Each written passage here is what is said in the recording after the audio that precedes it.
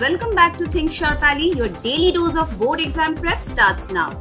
Here is today's must-know MCQ for class 10. The number of non-negative integer values of k for which the quadratic equation x square minus 5x plus k has only integer roots is which of the following option? Most students directly jump to discriminant, but there's a much cleaner way.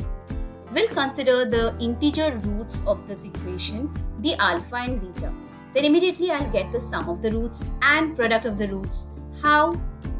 We need the coefficients first, where a is the coefficient of x square, which is 1, coefficient of x, which is b, which is minus 5, and constant term c, which is equal to k.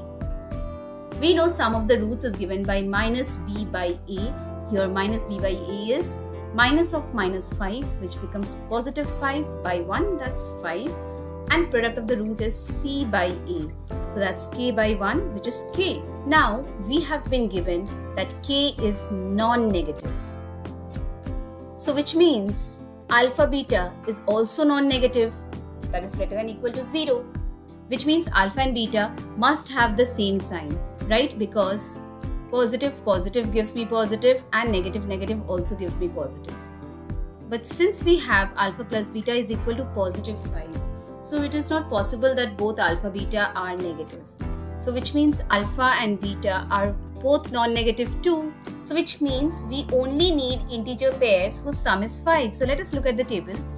So if alpha's value is 0, beta has to be 5.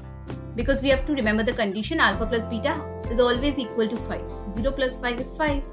Then the corresponding value of k is 0 into 5, 0. If alpha is equal to 1, then beta becomes 4 and the corresponding value of k is 4, product of alpha and beta. If alpha is equal to 2, then beta becomes 3, then the corresponding value of k is equal to 6. So these are the only possible roots of this equation for which k is non-negative integer. So the number of possible values of k is option A, 3. Subscribe to Think Sharp Ali and click that bell icon. Master one question every day. See you tomorrow.